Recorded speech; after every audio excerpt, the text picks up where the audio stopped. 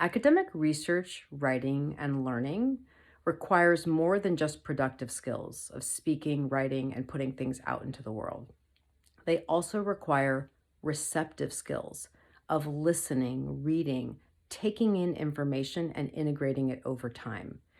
Just like a chef can't cook meals for customers if they don't receive food in the kitchen first, you can't be an effective and productive academic researcher and writer if you don't actually receive ideas, information, data, and contemplate it over time. So, this week in our co working community, the Academic Writer Space, there it is live, where we co work alongside each other all week long and get real work done in real time. Our theme for the week is receptivity. So, here are 5 tips for enhancing your receptivity skills.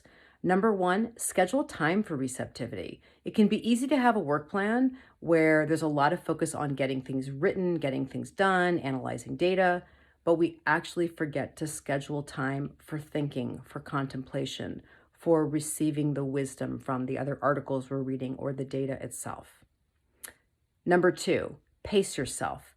Just like a sponge can only absorb so much water at a time, you can only take in and comprehend and synthesize and understand so much information at once.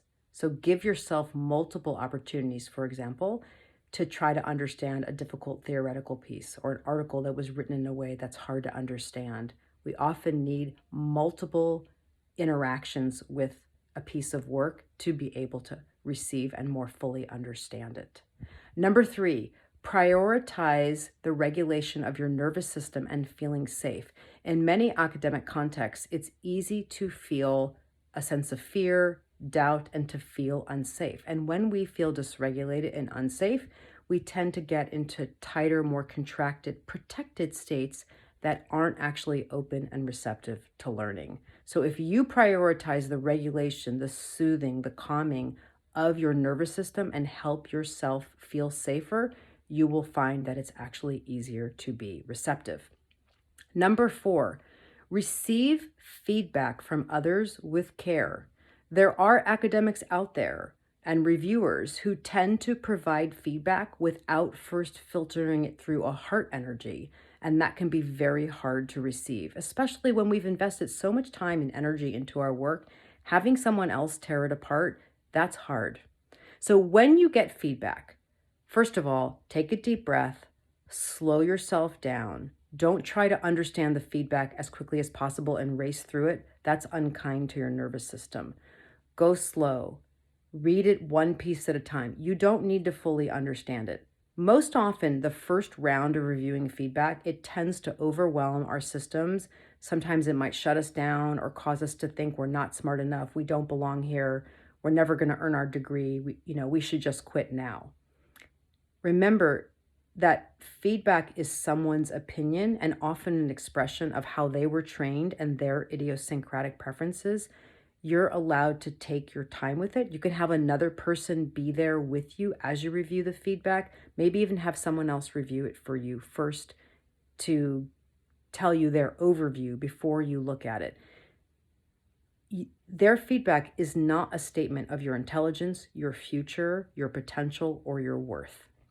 And finally, number 5, learn to receive yourself as you are in the moment. There's always a version of you who shows up to work, and that version of you may or may not be compatible with getting work done. If you first receive yourself non-judgmentally, oh, there's an irritable version of me that's here. Oh, I'm kind of rattled and shaken. I'm not compatible with working on my lit review today. Oh, I'm focused and I feel really good. I'm ready to go. Okay, great. You can dive into your work. But if the version of you who has shown up isn't compatible with what you said you were going to do, that's actually good news that you know that you received yourself as you are, because now you can do something about it. Can you do something to soothe and comfort yourself and help yourself get into a more compatible state with what you were going to do?